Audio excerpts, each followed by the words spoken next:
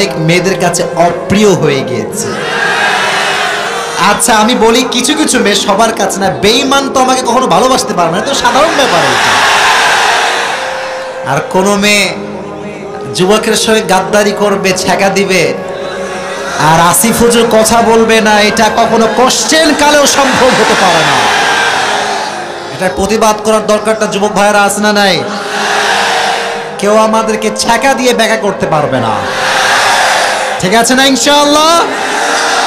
আল্লাহ যুবকদেরকে ইসলামের জন্য কবুল করুন, সকলেই পড়েন আমিন। আপনাদের যে সাউন্ড আমি দেখতে পাচ্ছি, এটা আবারও প্রমাণ করে দিয়েছে যশোরের ভাইয়েরা কাপুরুষের সন্তান নয়, সব বীর পুরুষের সন্তান। এরা বিড়ালের বাচ্চা নয়, সব সিংহের বাচ্চা আমার সামনে বসে আছে।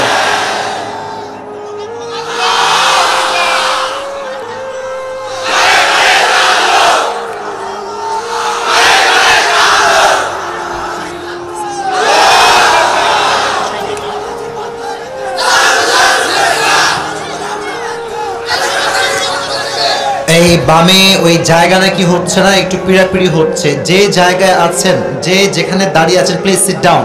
এই মাঠ তো বিশাল বড় মাঠ। আমি তো ওই গাড়ি নিয়ে যখন আসছিলাম পুরো ব্লক দেখতে পেলাম, মানে ব্লক হয়ে আছে একেবারে জায়গাটা যুবকদের দ্বারা। তো দয়া করে মেহেরবানি করে কেউ সাউন্ড না করে চুপচাপ বসে থাকবেন। আর একটা কথা বলে দিচ্ছি, যশোরের মাটিতে আমার আজকে শেষ মাহফিল। শেষ ভালো যার, শুনি নাই, শেষ ভালো যার। আপনাদের উপর ডিপেন্ড করছে আমার শেষটা কেমন হবে। প্লিজ আপনারা বসার জায়গা না পেলে দাঁড়ায় থাকবেন, আর যদি জায়গা থেকে যায় ফাঁকা, কাইন্ডলি সিট ডাউন প্লিজ, আপনার জায়গাতে বসে পড়বেন। তাকবীর দেন আমার সঙ্গে, লিল্লাহি তাকবীর। আল কোরআনের আলো, আল হাদিসের আলো, কোরআন হাদিস যেখানে। আজকে আমরা শর্ট টাইমে যে কিতাব থেকে তাফসীর শুনবো, কিতাবটার নাম কি? কিতাবে কোনো ভুল আছে? কোনো সন্দেহ আছে? মুত্তাকিদের জন্য এই কিতাবটাকে as a instruction, as a guideline করে পাঠিয়েছে একজন। জবান খুলে বলেন তিনি কে? যালিকাল কিতাবু লা রাইবা ফীহি হুদাল লিল মুত্তাকিন। এটা এমন একটা বই যে কিতাবে কোনো ভুল নেই, সন্দেহের লেশ মাত্র নাই। This is the most authentic and original book ever in the world. সবচেয়ে অরিজিনাল কিতাব, reliable book, acceptable book ever in the world. সবচেয়ে গ্রহণযোগ্য কিতাবটার নাম হচ্ছে আল কোরআন। ঠিক এরা বলে, এই কোরআনকে আমাদের ধর্মীয় কিতাব হিসেবে পেয়ে আমরা সবাই খুশি না বেজার? এই কোরআনে সব আছে, তুমি কি দরকার তোমার? এমন কিছু নাই যেটা আল্লাহ তাআলা বয়ান করেন নাই। ওয়ানাজ্জালনা আলাইকাল কিতাবা তিবয়ানাল লিকুল্লি শাই। মানুষের যেই প্রবলেম আছে, যেই সমস্যা আছে, সব প্রবলেমের সলিউশন কিতাবে দিয়ে দিয়েছে একজন। জবান খুলে বলেন তিনি কে? যেই যুবকগুলো ছ্যাঁকা খেয়ে বেকা হয়ে গিয়েছে, তাদের জন্য এই কোরআনে গাইডলাইন আছে না নাই? মাশাআল্লাহ। আজকে আমরা এই কোরআন থেকেই তাফসীর শুনবো। তবে আমি কিন্তু আপনাদের যেই বিশৃঙ্খলা, আমি কিন্তু মোটেও খুশি না। দেখেন, প্রতিদিন এই চাপ সামলাই ওঠা, আবার সবাইকে সামলানো আমার দ্বারা পসিবল না। আই এম টোটালি টায়ার্ড, আর পারছি না। দয়া করে মেহেরবানি করে, বামের একটু আওয়াজ বেশি আসছে, ডানের সব ঠিকঠাক বসে আছে। এই বামের ভাইয়েরা একটু কোন সাউন্ড করবে না। এই তো সব চুপচাপ আছে এখন, মাশাআল্লাহ। আমরা চুপচাপ হয়ে গেলেই আমরা আলোচনা শুরু করবো ইনশাআল্লাহ।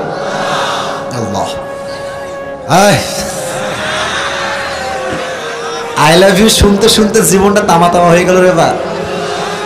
আমি যুবকদেরকে বলছি আই লাভ ইউ টু।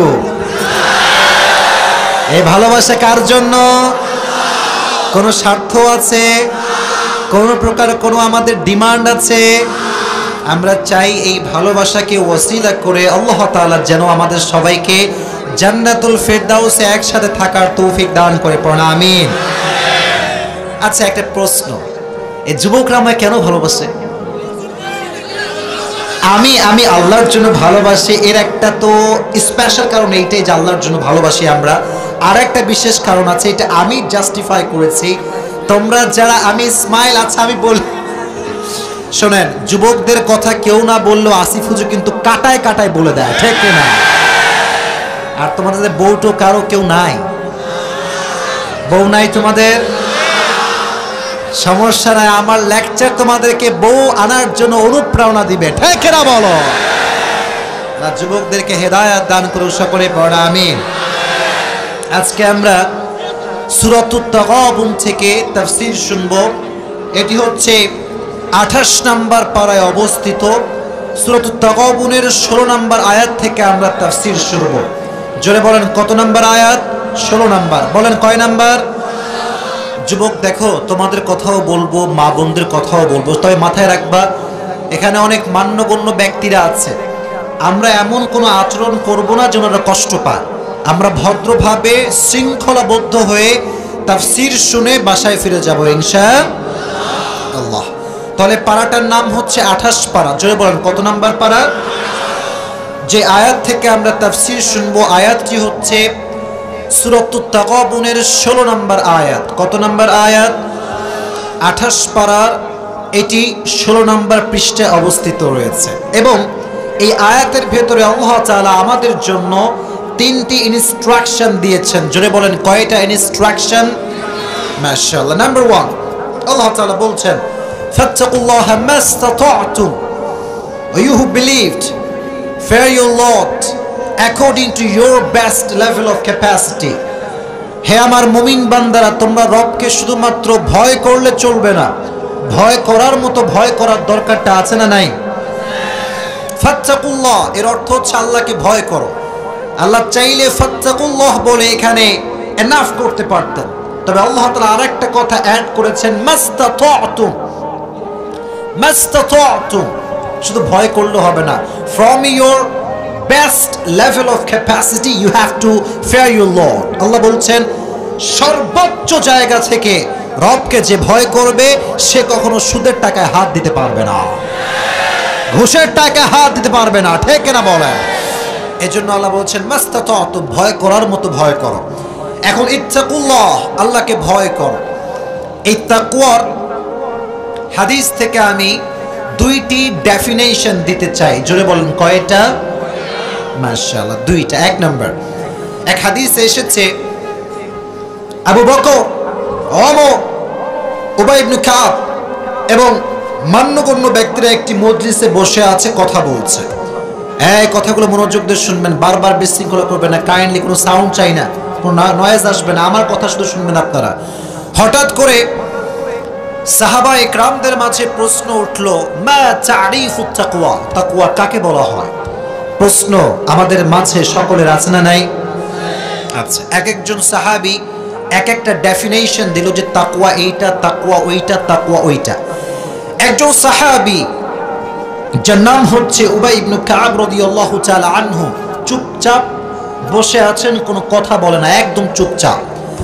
ওমরে ফারুক খেয়াল করে দেখলো যে সবাই একটা আনসার করেছে, but Ubai ibn Kab he didn't reply, সে কোনো রিপ্লাই করে নাই। কেন করে নাই? ওমর সোজা দৌড়ে গিয়ে তার পাশে বসেছে। ইয়া উবাই ইবনে কাব, সবাই তো বলল মা তারিফুত তাকওয়া, তাকওয়া কাকে বলা হয়, বাট তুমি কেন রিপ্লাই করলো না? তোমার কাছে কোনো জবাব নেই? বলছে অবশ্যই আমার কাছে একটা জবাব আছে, তবে জবাবটা দেওয়ার আগে একটা প্রশ্ন করতে চাই। বলে কি প্রশ্ন? বলো। বলছে হে ওমর, তুমি কি কখনো কাঁটাযুক্ত রাস্তায় হেঁটেছো? কাঁটা, যে জঙ্গলের রাস্তায় কাঁটা, ডানে কাঁটা, বামে কাঁটা, সাপ আর বিচ্ছু দ্বারা ভরপুর, এমন কোন জঙ্গলে তুমি কখনো হেঁটেছো? ওমর বলল অবশ্যই হেঁটেছি, বাট তুমি এই প্রশ্ন কেন করলা? বলছে তুমি কেমন করে হেঁটেছো? ওমর বলছে আমার হাতে একটা লাঠি ছিল, পায়ে একটা জুতা ছিল, কারণ সাপ বিচ্ছু আসলে আমি লাঠি দিয়ে ঠেকাবো, আর কাঁটা যদি পায়ে ঢুকে যায় পায়ে একটা ব্যথা আছে না নাই? পাকে বাঁচাবার জন্য আমি জুতা পরেছিলাম। উবাই ইবনে কাব ছোট্ট একটা মুচকি হাসি দিয়ে বললেন, ওমর এটাই হচ্ছে তাকওয়ার সংজ্ঞা, এটাকেই বলে তাকওয়া। সুবহানাল্লাহ পড়লেন না? তো জোরে সোরে সুবহানাল্লাহ পড়তে পারলেন না? এবার ওমরে ফারুক রাদিয়াল্লাহু তাআলা আনহু অবাক হয়ে গেলেন, ডাক দিয়ে বললেন উবাই ইবনে কাব, এটা তাকওয়ার সংখ্যা কেমন করে হয় একটু বুঝায় দাও। ওমর বলল তুমি একটু বসো, লেট মি এক্সপ্লেইন, আমি তোমাকে ব্যাখ্যা দিচ্ছি। বলল দেখো ওমর, দুনিয়াটা হচ্ছে এমন একটা জায়গা তুমি যখন এখানে থাকবা, একই সোসাইটিতে হালালও আছে, ওই একই সোসাইটিতে হারামও ঢুকে গিয়েছে। আছে না, আছে না, আছে না? আমার কথাগুলো যুবকরা একটু মনোযোগ দিয়ে শুনবা। আমি হাদিসও বলবো এবং বাস্তবিক সমাজ নিয়ে জাস্ট কয়েকটা এক্সাম্পল দিব।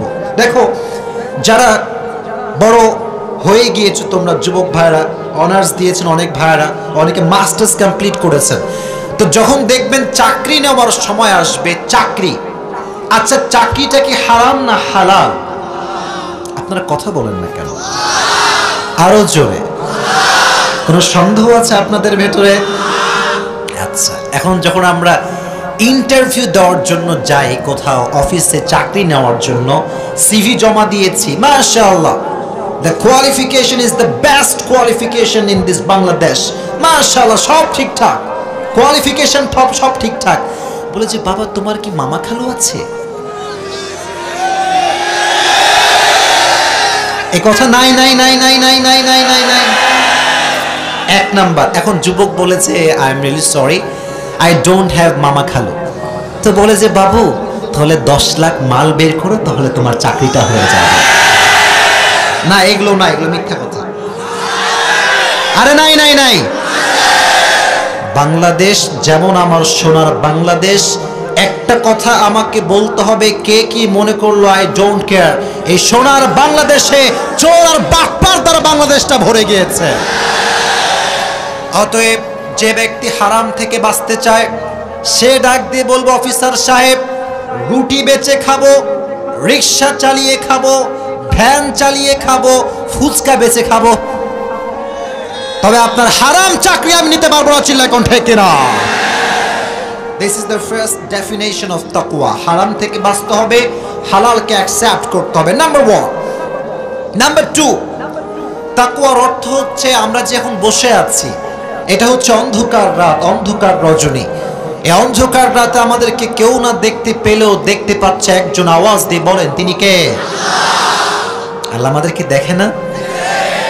আচ্ছা, যেই মেয়েগুলো বোরকা পরে 3-4টা প্রেম করে বেড়ায়, সেই মেয়েগুলোকে কেউ না দেখলেও দেখে একজন, জবান খুলে বলেন তিনি কে? আজকালকার মেয়েরা বড় ডেঞ্জারাস হয়ে গিয়েছে। নট এভরিওয়ান, সাম পিপল, তারা বোরকাকে পর্দার জন্য ব্যবহার করে না, বোরকাকে 4-5টা প্রেম করার জন্য ব্যবহার করে বেড়ায়। আমার বোনের সঙ্গে আমার কথা স্পষ্ট, ক্লিয়ার কথা, আপনার যদি হারাম রিলেশন করতে রাস্তাঘাটে পার্কে ঘুরে বেড়াতে মনে চায়, বোরকা খুলে জিন্সের প্যান্ট আর টি শার্ট পরে ঘুরে বেড়াবেন। এর কারণ আপনি যখন বোরকা পরে 3-4টা প্রেম করেন, আপনার মতো চরিত্রহীন নারীর জন্য হাজার হাজার চরিত্রবান নারীর বদনাম হয়ে যায়। আল্লাহ সেই বোনদেরকে বোঝার তৌফিক দান করুক, সকলেই পড়না আমিন। তবে আমাদের যুবকদের মাঝে একটা কমন রোগ হচ্ছে কি জানেন? আমরা যখন রাতের বেলা ঘুমাতে যাই, এদিকে তাকাও, আমার চোখে চোখ রাখো, খালি মোবাইল নিয়ে ট্যাং ট্যাং ট্যাং ট্যাং করে বেড়ায় আমার চোখে। বেশিরভাগ যুবক ভাইয়েরা রাতের বেলা ঘুমাতে যাওয়ার আগে, মুরব্বীরা ভালো করে বুঝবেন আমার কথাগুলো, আপনি একটু খেয়াল করবেন, এটা যুবকদের কথা না, সবার কথা এইটা। বেশিরভাগ যুবক দেখা যায় রাতের বেলা কানে হেডফোন দিয়ে গান শুনতে শুনতে ঘুমিয়ে যায়। ইস ইস, তুমি যদি ওই ঘুমের মধ্যে মারা যাও তোমার কি হতে পারে? ইস, আমি নিজে দেখেছি, অনেক যুবককে দেখেছি, এরা ঘুমায় আছে, পাশে ডিজে গান চলছে, পাশে হিন্দি গান চলছে। আমার প্রশ্ন এইটা, আজকে যশোরের অভয়নগরের মাটিতে যেই যুবকটা গান শুনতে শুনতে ঘুমের মাঝে রবের কাছে চলে গিয়েছে, সে মরলে কি কনফার্ম জান্নাতে যাবে না জাহান্নামে যাবে? প্লিজ, রাতের বেলা ঘুমানোর সময় কানে কোনো হেডফোন থাকবে না। একটা কাজ তুমি করতে পারো, একটা কাজ, তুমি যখন ঘুমাচ্ছ সুন্দর করে ঘুমাবা, হয় আজহারির ওয়াজ শুনবা, না হয় সূরা রহমানটা তেলাওয়াত করে রেখে দিবা, সুন্দর করে ঘুমায় যাবা, ঠিক কিনা বল? প্লিজ প্রিয় ভাইরা, গান আচ্ছা মাশাআল্লাহ ভালো, খুব ভালো, আমার ওয়াজ শুনবা, ঠিক আছে। যারা গান শোনে তাদের একটা গজব আছে না নাই? আচ্ছা আমি, আচ্ছা বসো, কথা বলো না প্লিজ, আমার কথাগুলো শোনো আগে। এটা তাকবীর দেন, লিল্লাহি তাকবীর। যেটা হাইলাইট করছিলাম, গান যখন আপনি হারাম ভাবে শোনেন, আপনাকে কেউ না দেখলেও আরশে আজিম থেকে দেখতে পায় একজন, তিনি কে? গানটা হচ্ছে হারাম, কোন সন্দেহ আপনাদের ভিতরে আছে? গান শুনলে গজব নাজিল করে একজন, জবান খুলে বলেন, বলেন, জোরে বলেন। আমি গতকাল রাতে, আজকে সকালেও ফেসবুক স্ক্রল করছিলাম, হঠাৎ করে একটা পোস্ট আমার সামনে আসলো। বাংলাদেশের একজন সিঙ্গার ছেলেটা, তার নাম হচ্ছে তাশরিফ খান। ছেলেটারাই, কথা বলো না, আওয়াজ করবো না, আমার কথা আগে বলতে দাও। আমি দেখলাম একজন ছেলে, তাশরিফ খান তার নাম, তার এই মুখটা হালকা বেঁকিয়ে গিয়েছে এবং এটার কারণটা হচ্ছে একটা রোগ তার হয়েছে, এটার নাম হচ্ছে ফেসিয়াল প্যারালাইসিস। এটা সে বলল যে এই রোগটা আমার হয়েছে। তো এই ফেসিয়াল প্যারালাইসিস হওয়ার কারণে তার মুখের একটা ভাগ একটু বাঁকা হয়ে গিয়েছে। সে লাইভে এসে কিছু কথা বলল। তো আমি আজকের এই যশোরের অভয়নগরের মাটিতে আমার হাজার হাজার যুবকদেরকে নিয়ে দোয়া করি, আল্লাহ তাকে সুস্থতা দান করুক, পড়না আমিন। যে যে লাইনের হোক, যে যেই হোক না কেন, যত কাজই সে করুক না কেন, সবার জন্য আমাদের এই কলিজার ভেতরে ভালোবাসা নাই? নাই? We love everyone from our heart. আমরা ভাই ফতুয়াবাজ হুজুর না, এইটা হারাম, ওইটা হারাম, এখানে এইটা নাই, ওইটা ইসলামে নাই। যুবক বলে আমিও নাই। এই ফতুয়াবাজি আমাদের ভেতরে আছে না নাই? তো যুবক ভাইয়েরা, আমরা এই যে তার জন্য দোয়া করলাম, দেখবা এই দোয়াটা হতে পারে কার আমিন যে কবুল হয়ে যাবে, আল্লাহ তাকে পরিপূর্ণ শেফায়ে আজলা কামেলা দিয়ে দিবে। ঠিক কিনা বলেন প্রিয় ভাইয়েরা? তার জন্য দোয়া করার দরকারটা যুবক ভাইয়েরা আছে না নাই? তোমরা বলবো হুজুর আপনি মাহফিলের ভেতরে ওর জন্য কেন দোয়া করলেন? এর একটা বিশেষ কারণ আছে, বিশেষ কারণ, এবং আমার একটা পারপাস আছে, উদ্দেশ্য আছে। দেখো, যাদের ফেসবুকে মিলিয়ন মিলিয়ন ফলোয়ার্স, তারা ডানে গেলে যুবকরা ডানে যায়, তারা বামে গেলে যুবকরাও বামে যায়। তারা যদি ঠিক পথে চলে আসে, তাদের দ্বারা লক্ষ লক্ষ যুবক ঠিক পথে চলে আসবে। ঠিক কেনা বলো? তাদেরকে ঠিক করার দরকার আছে। তো আমি আমার কলেজের টুকরা তাশরিফ খান ভাইকে বলবো, আমার কথা আপনার মাঝে অবশ্যই যাবে। আমি আপনার কোনো শত্রু নই। বাংলাদেশের যারা সেলিব্রিটি আছে, দুনিয়ার লাইনে যারা কাজ করে, যেমন ইউটিউবার আছে একজন তহিদ আফ্রিদি, নাম শুনছেন আপনারা? আমার সঙ্গে মাঝে মাঝে কথা হয়, খুব ভালো ছেলে এবং তার ব্যবহার অনেক সুন্দর। আমাকে মাঝে মাঝে বলে, হুজুর আপনার একটা মাহফিলে আমাকে নিয়ে যাবেন, আমি আপনার সঙ্গে বসে বসে ওয়াজ শুনবো। রিসেন্টলি আমাকে বললো, হুজুর একটা মাহফিল করবো বিশাল বড়, ওখানে আমি আপনাকে চাই। তো এই যে যারা দুনিয়ার লাইনে কাজ করে, ইউটিউবার, সিঙ্গার, অ্যাক্টর, তাদেরকে যদি ভালোবেসে আমরা সঠিক লাইনে নিয়ে আসতে পারি, হাজার হাজার যুবক ঠিক হয়ে যাবে। ঠিক না বলেন? এদেরকে ভালোবাসতে হবে। নবীজি একটি হাদিস বলেছেন যে আমার উম্মতের ভিতরে কিছু আযাব আসবে। এক নম্বর আযাব, এই যে মাটিটা আছে না, মাটিটা, আপনারা কিসে বসে আছেন? কিসে বসে আছেন? এই মাটি ধসে যাবে, এক নাম্বার। দুই নাম্বার আযাব, এই উম্মতদেরকে উপর থেকে ফেলে শাস্তি দেওয়া হবে। তিন নাম্বার আযাব, এই উম্মতের কিছু দলের চেহারাটা বিকৃত হয়ে যাবে। একজন সাহাবী বলল, ইয়া রাসূলুল্লাহ, এই তিনটা আযাব কেন আসবে? নবীজি বললেন কিছু কারণে আসবে। নাম্বার ওয়ান, সমাজ যখন গায়ক গায়িকা বেড়ে যাবে, সমাজ যখন বাদ্যযন্ত্র বেড়ে যাবে, সমাজ যখন মদ আর জুয়ার আড্ডা বেড়ে যাবে, তখন আসমান থেকে গজব নাজিল করে দিবে একজন। জবান খুলে বলেন তিনি কে? তবে এর মানে এটা নয় যে তাশরিফ ভাই আল্লাহ আপনাকে গজব দিয়েছেন। মনে রাখবেন, মাঝে মাঝে আল্লাহ তাআলা তার বান্দাকে বড় রোগ দেয়, বড় বিপদ দেয়। এটা তাকে গজব হিসেবে নয়, টেস্ট হিসেবে দেয়। মাঝে মাঝে বান্দার পরীক্ষা বান্দার জন্য হেদায়েতের মাধ্যম হয়ে যায়। আচ্ছা, আপনারা কি তারিক জামিলের নাম শুনেছেন?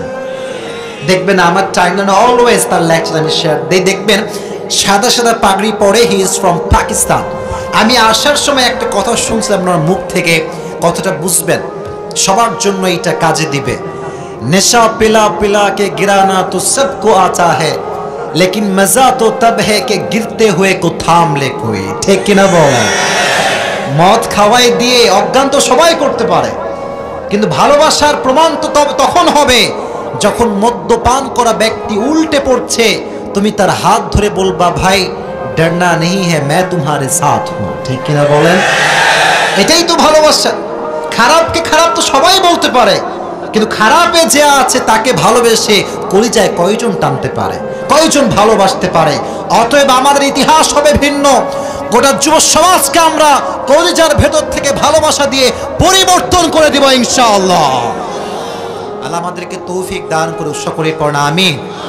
তো যে কথাটা বলছিলাম, গান যখন কেউ শোনে তার এই যে হৃদয়টা পচন ক্রিয়া তৈরি হয়, আস্তে আস্তে এটা বড় হয়ে যায়, বড় হয় আস্তে আস্তে। দেখবেন এখনকার যে বিয়ে আয়োজন হয়, বিয়েতে ডিজে গান বাজানো আজকাল একটা কমন রোগ বাংলাদেশে হয়ে গিয়েছে।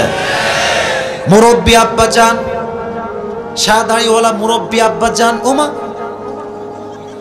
তার মেয়ের বিয়ে আমি নিজে দেখেছি, আপনারা কেউ একটা করবেন, আমি নিজে দেখেছি, নিজে দেখেছি আমি। ওমা মুরব্বী আব্বাজান পুরো প্যান্ডেল করে নাচ গান। আব্বাজান আপনি না 5 ওয়াক্ত নামাজি, মসজিদে আপনার দাড়ি তো সাদা হয়ে গিয়েছে, কি করছেন আপনি এসব? বলছে আব্বা মাইয়ার বয়স একটু কম, করুক। আছে না আব্বাজান, আপনি যখন মারা যাবেন তখন যদি ফেরেশতা আপনারা কয় বাবা একটু জাহান্নামে যাও, কথা বলেন না কেন আপনারা যুবক ভাইরা? কথা বলেন তো প্লিজ। যেই সন্তানের জন্য আপনি হারাম কাজ করছেন, সেই সন্তান কিয়ামতের কঠিন ময়দানে আপনার বুকের উপর পা চাপা দিয়ে বলবে আমাকে নয় আমার বাবাকে আগে জাহান্নামে পাঠাও। আল্লাহ বোঝার তৌফিক দান করুক, সকলে পড়া আমিন। এবার তাকওয়ার সংখ্যা দিয়েছি আমি, এবার তাকওয়ার এক্সাম্পল শুনেন হাদিস থেকে। আপনারা সবাই ওমরে ফারুক রাদিয়াল্লাহু তাআলা আনহুর নাম শুনেছেন? মাশাআল্লাহ। ওমরে ফারুক একদিন, আমার বোনদের জন্য এটা অনেক দামি কথা, আর যারা মুরব্বী আব্বা জানরা এসেছেন তাদের জন্য আরো দামি কথা। ওমরে ফারুক একদিন বাসার থেকে বের হয়েছে জাস্ট অবজার্ভ করার জন্য, রাষ্ট্রের মানুষ কেমন আছে খবর নেওয়ার জন্য। হঠাৎ করে ওমরে ফারুক রাদিয়াল্লাহু তাআলা আনহু একটা বাসার সামনে দাঁড়িয়েছেন, দাঁড়িয়ে শুনছেন মেয়ে এবং মা কথা বলছে। হঠাৎ করে মা ডাক দিয়ে বলছে বেশ শোনো, এই দেখো বিশাল বড় একটা দুধের পেয়ালা নিয়ে আসছি, তোমার কাজ হচ্ছে একটা দুধে পানি মিশাবা। নাউজুবিল্লাহ পড়লেন না? দুধে পানি মিশানো। যুবক ভাইয়ারা, is it legal or illegal? তোমাদের আওয়াজ তো কম কেন? ইংলিশ বোঝো না? Is it legal or illegal? এটা হারাম কাজ, ভালো মানুষই কাজ করতে পারে না। তো মেয়ে বলছে আম্মা জান আই এম রিয়েলি সরি, আমি পারবো না।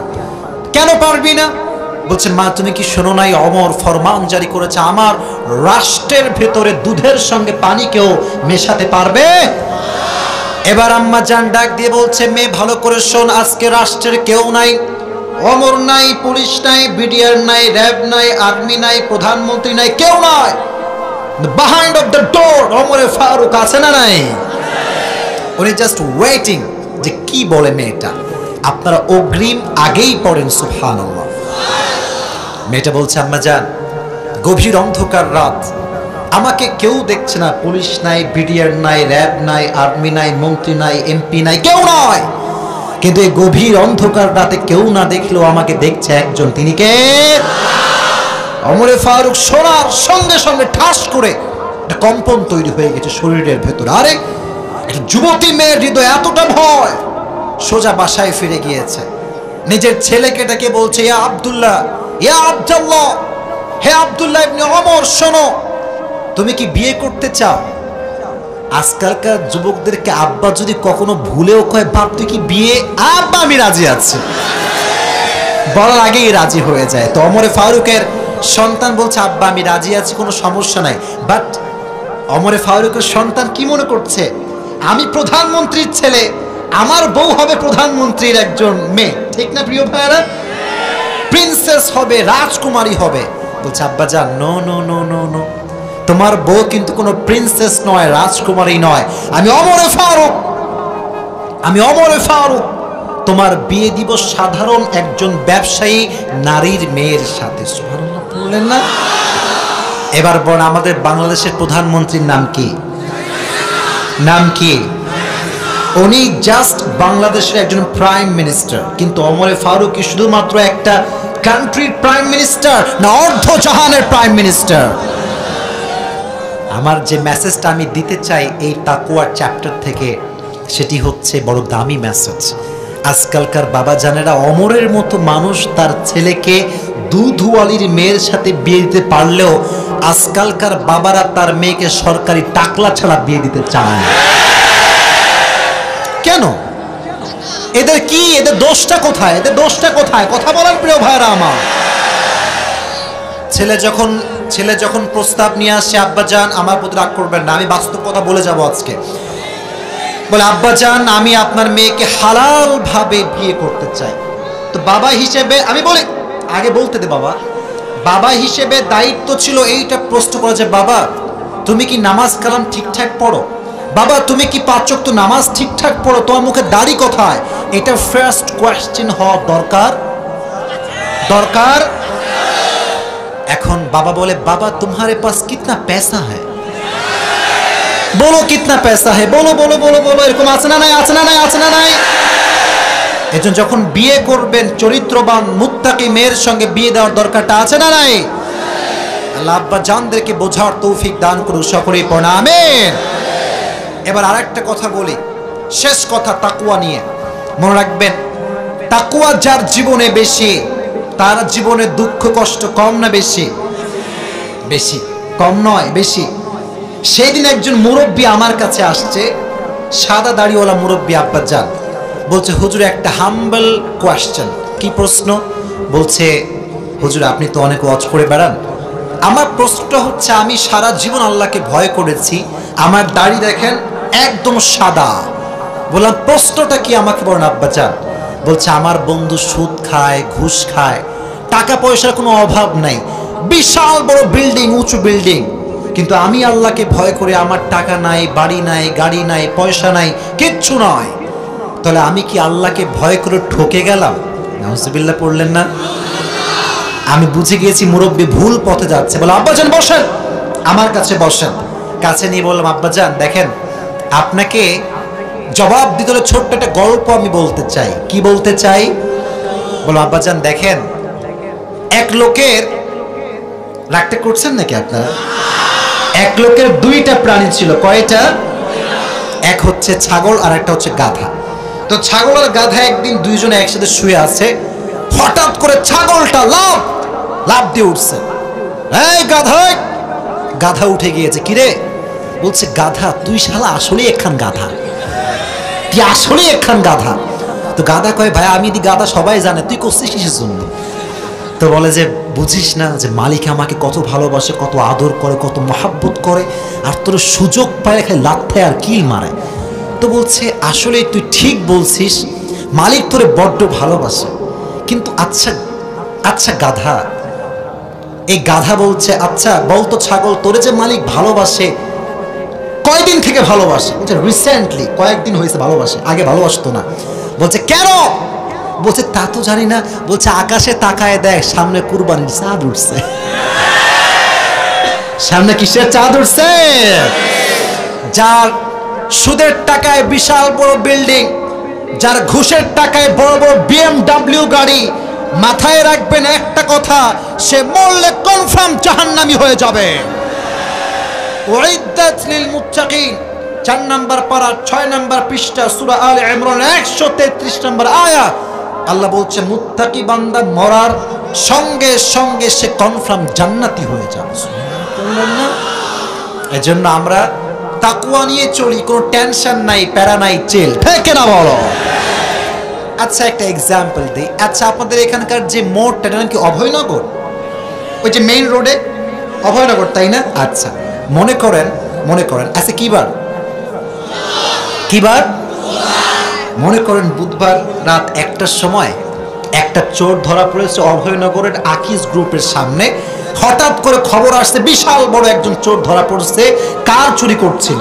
তো সব যুবকরা দৌড় দিয়ে গেছে, মারতে হবে, এরা না মারলে শান্তি নাই। তো গিয়ে দেখে হিরো আলম বসে আছে।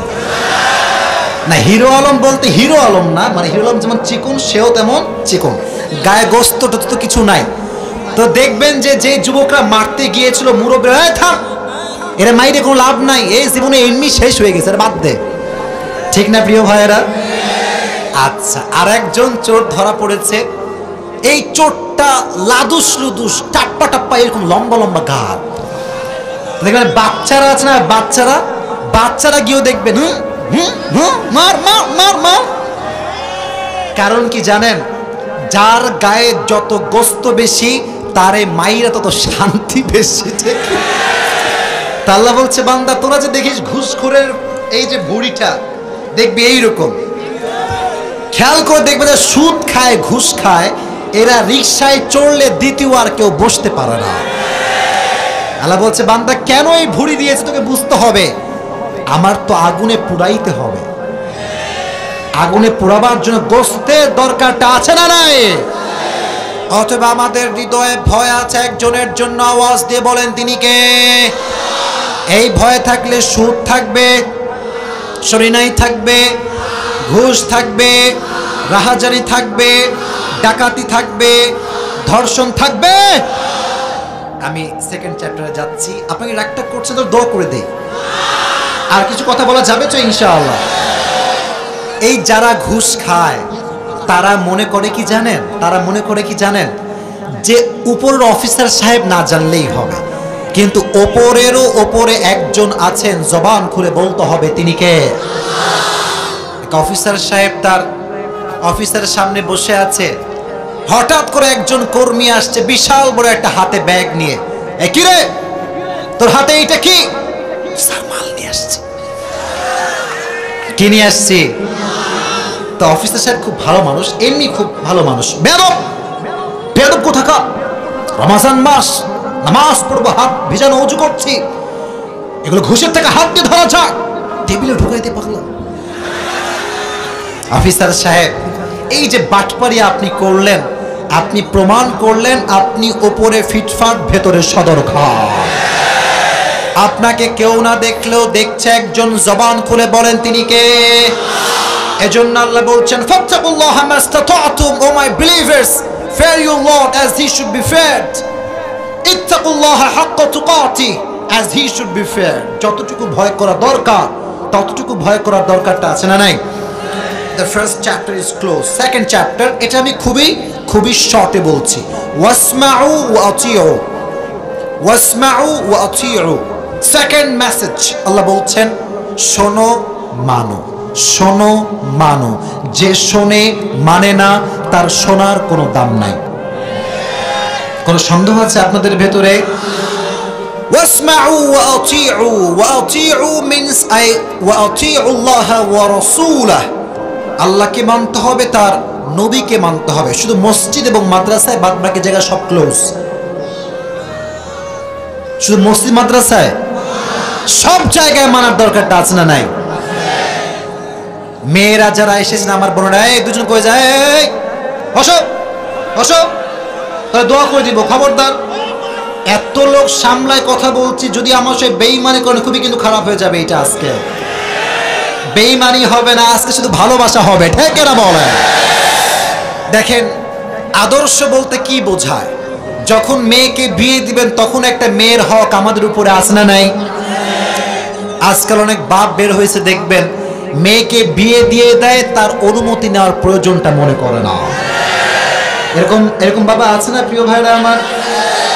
হাদিস শোনেন, ওয়াতিউল্লাহ ওয়া রাসূলা, হাদিস শোনেন। আপনারা বলেন তো, নবীজির কলিজার টুকরা মেয়ের নাম কি ছিল? মাশাআল্লাহ, নাম ছিল কি? আর একটা প্রশ্ন, রাগ করবে না, ফাতেমার স্বামীর নাম কি ছিল? আলী রাদিয়াল্লাহু তাআলা আনহু। হাদিসে এসেছে, যখন ফাতেমা রাদিয়াল্লাহু তাআলা আনহার বিয়ের বয়স হয়ে গেল, সর্বপ্রথম ফাতেমার বিবাহের প্রস্তাব নিয়ে যিনি আসলেন তার নাম হচ্ছে আবু বকর। সুবহানাল্লাহ পড়েন। এসে বলছে, নবী হে, আমি আপনার মেয়েকে বিয়ে করতে চাই, আপনার মতামত জানতে চাই। নবীজি চুপচাপ বসে আছেন, কোনো জবাব দিচ্ছেন না, কোনো রিপ্লাই নাই, চুপচাপ, সাইলেন্ট। আবু বকর বুঝে গিয়েছে নবীজির প্রপোজাল রিজেক্ট করে দিয়েছেন, বের হয়ে চলে আসছেন। সেকেন্ডলি যিনি এসেছেন তার নাম হচ্ছে ওমর। নাম কি? হাদিসটা বুঝতে হবে, নাম কি? আমার দিকে তাকান, আমার চোখে দুই একজন লোক আছে এইরকম যারা মাহফিলে দোয়া করে বাসায় ফিরে যেতে চায় না। শয়তানে কিলায়, মাথায় কিলায় জোট এখনই, কারণ শেষ তো ধাক্কা খাওয়া লাগবে শেষে গিয়ে, এটা পছন্দ হচ্ছে না আমার। আপনারা শুনবেন তো ইনশাআল্লাহ? আর যদি কোনো আপত্তি হয় আমি এখনই দোয়া করে দিব ইনশাআল্লাহ। হাদিসটা বলবো তো ইনশাআল্লাহ। এবার ওমরে ফারুক আসছে বিয়ের প্রস্তাব নিয়ে নবীজির কাছে।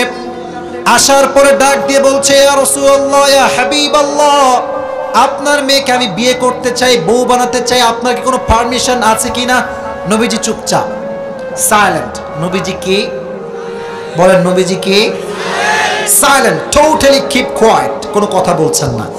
ওমরও বুঝে গিয়েছে আই অ্যাম রিজেক্টেড, আমার বিয়ে প্রস্তাব নবীজি গ্রহণ করে নাই, বের হয়ে আসছে। হাদিসে এসেছে বাহিরে ঠিক 4 জন সাহাবী ছিল। জোরে বলেন কয়জন সাহাবী? এক হচ্ছে আবু বকর, আর এক হচ্ছে ওমর, আর এক হচ্ছে আলী, আর এক হচ্ছে Abdur Rahman bin Auf, the biggest business magnate in Medina. সবচেয়ে বড় ব্যবসায়ীর নাম হচ্ছে আব্দুর রহমান বিন আউফ রাদিয়াল্লাহু তাআলা আনহু। সুবহানাল্লাহ। মাঝে মাঝে দেখবেন মুরব্বী আব্বাজানরা, যুবকরা একসঙ্গে চায়ের দোকানে বসলে বন্ধুরা বন্ধুরা দুষ্টামি আছে না নাই? বলে, এই বন্ধু শোন, কি হয়েছে রে? বলে, ওই মাইয়ার নাম্বার আনতে পারে তোর আমি 1000 টাকা খাওয়াবো। সাহাবায়ে কেরাম এমন দুষ্টামি করতেন না। সাহাবায়ে কেরাম যা বলতেন নবীর সুন্নাহকে মেনে মেনে দুষ্টামি করতেন। সুবহানাল্লাহ পড়া। এবার 2 জন সাহাবী রিজেক্ট হয়ে গিয়েছে। আলী রাদিয়াল্লাহু তাআলা আনহু দাঁড়িয়ে আছে। হাদিসটা মনোযোগ দিয়ে শুনবেন। এবার আব্দুর রহমান বিন আউফ বলছো, আমার কলিজার টুকরা বন্ধু আলী, আমার বিশ্বাস আলী যদি নবীর কাছে ফাতেমার বিবাহের প্রস্তাব নিয়ে যায়, নবী কখনো আলীকে ফিরে দিতে পারবে না। কোন সুবহানাল্লাহ। এবার আলী বলছে, তোমার মাথা খারাপ? আমার বাড়ি নাই, গাড়ি নাই, টাকা নাই, পয়সা নাই, আমার সঙ্গে নবী কেন মেয়েকে বিয়ে দিবে? বলছে, একবার যাও তো, গিয়ে ট্রাই করে দেখো, চেষ্টা করতে কোনো দোষ আমাদের নাই, ঠিক কিনা বল? তো আলী এদিকে আমার চোখে, আমাকে দেখেন, আমাকে দেখেন। আলী এই যে হচ্ছে মসজিদে নববী, আলী একবার আসে আর একবার যায়, একবার আসে আর একবার যায়। কারণ যখনই বিয়ের প্রস্তাব মেয়েকে নিয়ে বাবার কাছে যাবেন মেয়ের ব্যাপারে, যুবক তোমাদের কলিজায় একটা লজ্জা আছে না? আছে না? আছে না? যে কি যে বলে আর কি যে বলে রিজেক্ট করে দেয়, একটা ভয় আছে। তো আলীও একটা ভয় আছে, নবীজি কেমনে বলা যায়? কিন্তু নবীর কাছে আগেই ফেরেশতা এসে, জিব্রাইল এসে ওহী দিয়েছে, নবী হে, আজকে আলী আপনার কাছে জামাই হওয়ার প্রস্তাব নিয়ে এসেছে। সুবহানাল্লাহ পড়ে। এবার নবী বলছে, আলী তোমার কি হয়েছে, আমাকে কেন বলছো না? আলী বলছে, নবী কি বলবো, বলার কোনো সাহস আমার কাছে নাই। নবী বলছে, তুমি আমার কাছে বসো। বলছে, আলী আমার জানা হয়ে গিয়েছে যে আজকে আলী আমার কলিজার টুকরা মেয়ে ফাতেমা বিবাহের প্রস্তাব নিয়ে নবীর দরবারে ছুটে এসেছে। দেখেন এবার নবীজি কি বলে, দেখেন এদিকে। এবার এটা হচ্ছে মূল মেসেজ, ওয়া আতিউ আই ওয়া আতিউল্লাহ ওয়া রাসূলা, মূল মেসেজ। বলছে, নবী আমি তো বিয়ে করতে চাই, হোয়াটস ইউর ওপিনিয়ন, আপনি কি বলতে চান আমাকে বলেন। নবীজি প্রথমে 2 বার কি ছিলেন? হাদিসটা বলে না কি ছিলেন? কোনো জবাব দিয়েছে? দেয় নাই। কিন্তু এবার তিনি একটা জবাব দিয়েছেন। জবাবটা ইয়েসও নয়, নো নয়, জবাবটা ছিল ইনশাআল্লাহ।